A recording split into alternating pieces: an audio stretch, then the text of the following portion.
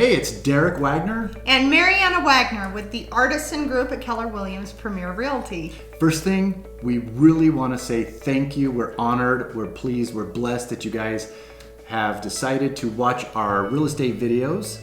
And the first one that we have here for you today is the coronavirus negatively impacting the prices of homes here in the Colorado Springs area?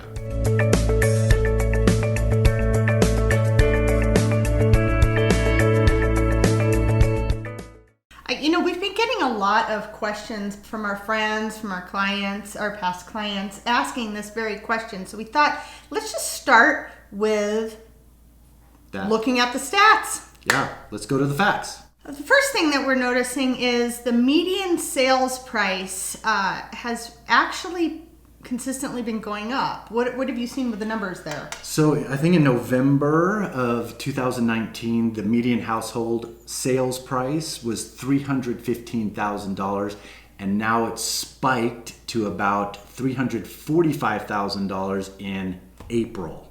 So it's over 6 months. We've seen quite an increase. So in those terms, no, it doesn't seem like we're seeing much of an impact, a negative impact at all with home prices.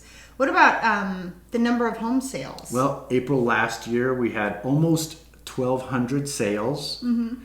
This year, April, we had 1,080 homes sold. So a little bit less, not a lot less, but it's still very strong. And that kind of goes into showings. What was happening in March and April? Well, obviously the pandemic, we had a shutdown this year in March and April. We had a pretty hard quarantine for about 3 weeks. We couldn't show homes except virtually. So we didn't have a lot of showings there. And with not a lot of showings, we're seeing a lot of things being pushed back. So some of these April sales could potentially have moved into May. Yeah, that's correct. What are we thinking about days on market? Has that gone up or down over the last year? So 2020, we're at about 17 days on the market. In 2019, we were at 30 days on the market. So the days on market are actually going down.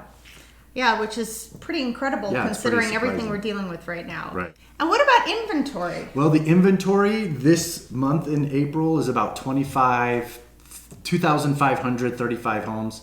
Active, available right now today. In comparison, though, it's a little bit on the higher side, but not by much. I mean, really, consistently, this is about where we should be seasonally. So we're on track.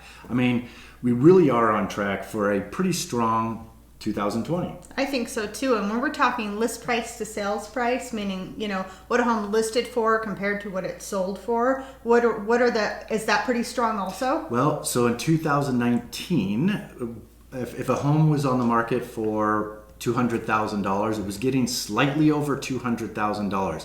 100.2% of its asking price is what the average was seeing last year. That's pretty impressive. That is pretty impressive. This year, though, so far we're at 101.9%. 102% of asking price? Yep. Yep. It's pretty consistent with us and the marketplace. Now, some of the things that you can't see, some of the numbers that we can't track on the MLS are things like how many contracts are we getting for every listing. So a couple of months ago, we were receiving multiple offers. We had a couple of homes that were getting upwards of 22, 26, and 28 offers on a couple of listings that we had. Now we would probably get a little bit less, maybe 8 offers instead of 26. So buyers are still competing, but the heated competition is a little bit lower than it has been the last few months. Yeah, the environment has slowed down a little bit there, but it's still a really strong buyer. You're still dealing with market. multiple offers. Yeah, we absolutely. Sure are. Yep. So buyers, great for buyers compared to the last few months, but still really great for sellers. That's right. Yeah. Okay, awesome. What does this mean for the future? You take all this information and looking at what the coronavirus, this pandemic is doing. We seem to be doing well. We seem to be on track. We seem to be doing have a really healthy market. But what are we seeing for the future? Well, I think there's a new normal. We're doing a lot of virtual showings now. We're doing a lot of virtual appointments with home sellers rather than just going to their home. We're doing a lot of Zoom appointments, and it works really, really well. I feel that we've got a real strong future in front of us. The mayor, the city of Colorado Springs, Monument and Fountain, we're preparing for a lot of growth.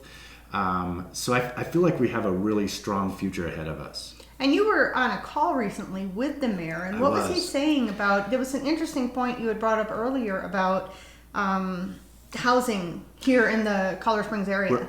So much we are preparing for the future here in El Paso County that the city has decided to increase our density.